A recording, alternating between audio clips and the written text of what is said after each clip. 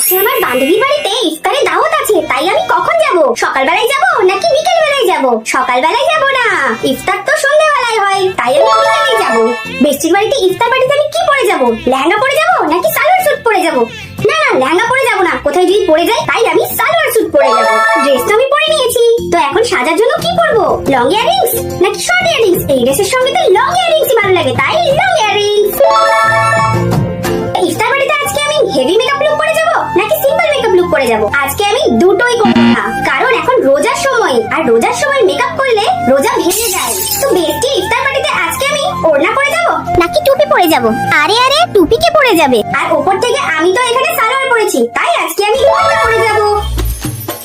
তো বন্ধুরা, আমি তো হয়ে গেছি রেডি আমার বেস্টি ইফতার পার্টিতে যাওয়ার জন্য। কই রে বেস্টি, বাড়িতে আছিস? এই দেখ চলে এসেছি আমি ইফতারের দাওয়াতে। আর তোমাদের সবাইকে জানাই রমজান মোবারক।